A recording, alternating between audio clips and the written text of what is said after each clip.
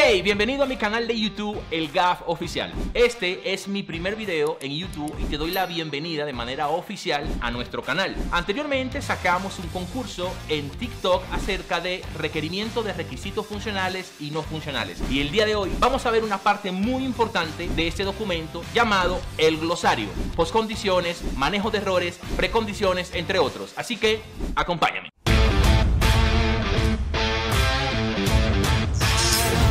El día de hoy estaremos hablando relacionado al documento de requerimientos de requisitos funcionales y no funcionales. Sin embargo, en este documento existe una parte muy importante que son los glosarios. Así que vamos a ver la explicación, la teoría de lo que es un glosario para que cuando te toque tomar un requerimiento puedas replicar esta información. Así que vamos a comenzar con lo que son los glosarios. En primera instancia vamos a ver qué es un glosario. Aquí tenemos una definición muy clara de un glosario y es un documento, aquí lo tenemos, un documento que recoge y define de manera clara y concisa. Esto es muy importante. Un glosario debe ser lo más claro y consistente posible y recoge tres cosas muy importantes. La primera son los términos. Los segundos son los acrónimos y tercero recoge lo que son los conceptos técnicos relevantes para un proyecto. ¿Qué incluye un glosario? Un glosario incluye dos aspectos muy importantes. El primero es la terminología del desarrollo y el segundo aspecto incluye lo que son los términos específicos del cliente. Ahora vamos a pasar a lo que es la terminología de desarrollo y a qué nos referimos. Cuando hablamos de la terminología de desarrollo, abordamos cuatro aspectos importantes. El primero, lenguaje de programación. ¿Qué lenguaje vamos a utilizar?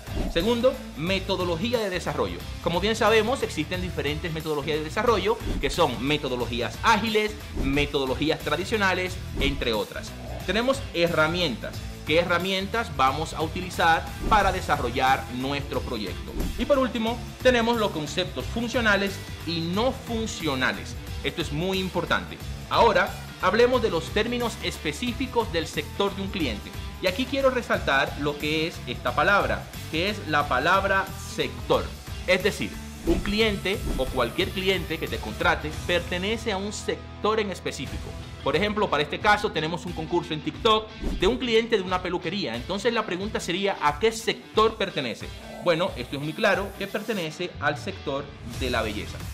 Tenemos otros sectores, como es el sector financiero, el sector de la salud, el sector de la educación y el sector de la construcción. Es decir, un glosario debe estar construido con terminología específica del sector donde pertenece el cliente. Hablemos de un ejemplo del sector financiero, cómo se vería un glosario o cuáles palabras tiene el sector financiero que podemos implementar dentro de un glosario. Aquí tenemos, por ejemplo, una palabra que es tasa de interés. Y mira la descripción, lo claro y conciso que es. Dice, tasa de interés es el porcentaje que el prestario paga al prestamista por un préstamo. Es decir, es una información súper clara. Ahora tenemos otra palabra que tenemos aquí, que es el riesgo de crédito. Y tenemos la definición clara y concisa. Y esta definición dice lo siguiente: la probabilidad que un prestario no cumpla con sus obligaciones de pago. Ahora, también tenemos otra palabra súper importante que son los activos líquidos. Entonces, ¿qué son los activos líquidos? Bueno, son recursos que pueden convertirse rápidamente en efectivo como acciones o bonos. Vamos a otro ejemplo de glosario del sector de la salud. Vamos a ver qué podemos encontrar acá. Por ejemplo, aquí tenemos diagnóstico, una palabra que se utiliza en el sector de la salud, y tenemos otra palabra que se utiliza que es la telemedicina. Cuando hablamos del diagnóstico, nos dice claramente que es el proceso de identificación de una enfermedad o condición médica a través de exámenes clínicos o laboratorios. Y la otra explicación del glosario definiendo telemedicina es la provisión de servicios médicos a distancia mediante tecnología de la información.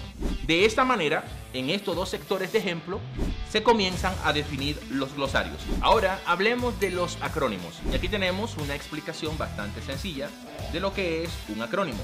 Aquí nos dice que un acrónimo es una palabra formada a partir de los iniciales o letras de una serie de palabras o frases creando una nueva palabra pronunciable. Bueno, en el mundo de la programación tenemos bastante acrónimos y vamos a ver uno de ellos. Bueno, aquí tenemos algunos. Aquí tenemos lo que es la palabra API, que significa Application Programming Interface. Aparte de que definimos qué significa la palabra, necesitamos dar una explicación de lo que es esa palabra. Y dice, interfaz de programación de aplicaciones que permite la iteración entre los diferentes sistemas o programas. Otro acrónimo que tenemos acá en el mundo de la programación es el SaaS, Software as a Service. Aquí tenemos la explicación de lo que significa un SaaS o un Software as a Service y significa lo siguiente. Significa software como servicio, un modelo de entrega de software en que las aplicaciones se alojan en la nube y se accede a través de Internet. Otro acrónimo que tenemos aquí muy utilizado, que es por donde nosotros desarrollamos software, es el IDE, que es Integrated Development Environment. Esto significa entorno integrado o una suite de herramientas de software que proporciona un entorno para escribir, compilar, depurar y probar código. Por lo tanto, estos son los acrónimos y ahora hablaremos de lo que son las técnicas de un glosario. Normalmente existen 8 técnicas que podemos implementar en un glosario y aquí tenemos una de ellas, que es la recopilación de términos claves, preguntas aclaratorias, revisión y documentación existente, definiciones claras y concisas, estructura y presentación, revisión y retroalimentación, la distribución y la actualización. Para este ejemplo me voy a enfocar en el primer punto, que son la recopilación de términos claves. Por lo tanto, cuando hablamos de recopilación de términos clave, se dividen en 3 aspectos. El primero es la escucha activa. Lo segundo son las preguntas aclaratorias, o lo tercero, la documentación existente. Cada uno de estos aspectos tiene una descripción que describe su funcionalidad. Y aquí tenemos que la escucha activa es escuchar atentamente a los stakeholders. Sabemos que los stakeholders es un grupo de roles específicos que pertenecen al proyecto de manera directa o indirecta. Aquí tenemos que debemos anotar los términos técnicos, la jerga específica del sector de nuestro cliente o un lenguaje ambiguo. Es decir, debemos escuchar activamente y comenzar a anotar cada una de estas especificaciones a nivel de jerga y a nivel de términos. También tenemos lo que son las preguntas aclaratorias. Dice, si algún término no está claro, realiza preguntas aclaratorias. Es decir, por más sencilla que sea la pregunta, porque de esta manera puedes aclarar todas las dudas que tienes. Y por último, tenemos la documentación existente. Revisa cualquier documentación proporcionada, como propuestas, contratos o manuales, para identificar términos relevantes. A la hora de desarrollar un software, dependiendo del sector, normalmente los clientes tienen su documentación, tienen algunos formatos muy manuales, tienen Excel. Entonces debemos pedir estos formatos, contratos, manuales, etcétera, para poder encontrar términos muy puntuales a nivel de palabra o términos técnicos relacionados a este cliente. Ahora hablemos de otro punto muy importante, que es cómo debe quedar un glosario. Debe quedar con lo que son las combinaciones de las terminologías técnicas del cliente, y aparte de eso es la combinación, en otras palabras, de acrónimos con terminologías específicas del sector del cliente. Aquí tenemos algunos ejemplos que estamos pasando. Y ahora hablemos de algo muy importante, que son la definición de escenarios. Ahora hablemos de la definición de escenarios. Aquí tenemos una explicación clara de lo que es un escenario en el ámbito del desarrollo de software y nos dice lo siguiente. Un escenario describe una secuencia específica de eventos o situaciones que representan un flujo de trabajo de la aplicación. Aquí tenemos 2 cosas muy importantes. La primera es cómo hacerlo y la segunda tenemos un ejemplo. ¿Cómo hacerlo? En la toma de requerimientos colabora con el cliente y otros stakeholders. Ya sabemos lo que son los stakeholders. Para identificar escenarios de uso clave que reflejen el comportamiento esperado de la aplicación. Ahora, veamos un ejemplo de un escenario. Un escenario para una aplicación de banca en línea podría incluir iniciar sesión, ver el saldo de la cuenta, realizar una transferencia y cerrar la sesión. Vamos a ver otro ejemplo. Y vamos a ver lo que son las redacción de precondiciones. Aquí tenemos una definición. ¿Qué son la redacción de precondiciones? Las precondiciones o estados deben cumplirse antes de ejecutar un escenario. Ya vimos la explicación de lo que es un escenario, por lo tanto una precondición debe ejecutarse antes de cumplir lo que es un escenario. ¿Cómo hacerlo? Entonces, ¿cómo podemos hacer una precondición? Aquí dice que para cada escenario identificado define claramente las precondiciones necesarias, como el usuario debe estar autenticado o debe existir saldo suficiente en la cuenta. Para un ejemplo de banca en línea, vamos a poner el siguiente ejemplo. En el escenario de transferencia bancaria, la precondición podría ser que el usuario esté autenticado y tenga fondos suficientes. Ahora hablemos de la descripción de los pasos principales. ¿Qué son? Aquí tenemos que los pasos principales dice que son las acciones o eventos que forman la secuencia principal de un escenario. ¿Cómo hacerlo? Aquí podemos hacer lo que son los pasos principales para cada escenario. Podemos detallar paso a paso la secuencia de acciones que se deben tomar, asegurando un flujo lógico y claro. Sabemos que en el mundo de la programación todo es lógica y todo tiene que ser con pasos ordenados, que normalmente es la definición de un algoritmo. Los pasos ordenados para resolver un problema. Aquí tenemos un ejemplo.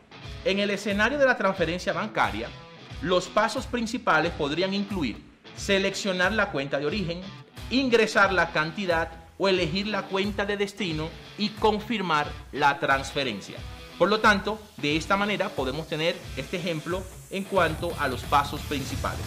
Y aquí tenemos las poscondiciones. ¿Qué son las poscondiciones? Las poscondiciones son las condiciones o estado que se esperan al finalizar un escenario. ¿Cómo hacerlo? Para cada escenario, define las poscondiciones que indican el resultado final, asegurando el objetivo del escenario que se ha cumplido. Vamos a ver un ejemplo y dice lo siguiente. En el escenario de la transferencia bancaria, la poscondición podría ser que el saldo de la cuenta de origen sea reducido y el de la cuenta de destino sea incrementado. Esto es un ejemplo claro de lo que son las poscondiciones. Ahora hablemos de la identificación de excepciones y manejo de errores. Es muy importante el tema del manejo de errores. Las excepciones son eventos o condiciones inesperadas que podrían ocurrir durante un escenario y el manejo de errores define cómo lidiar con ellas. Aquí vamos a ver cómo hacerlo. Para cada escenario, identifique posibles excepciones y define cómo la aplicación debe responder a ellas. Es prácticamente lo que debemos definir, cómo responder y cómo solucionar estos posibles errores. Esto incluye casos como entradas no válidas, problemas de red o errores en la ejecución de un proceso.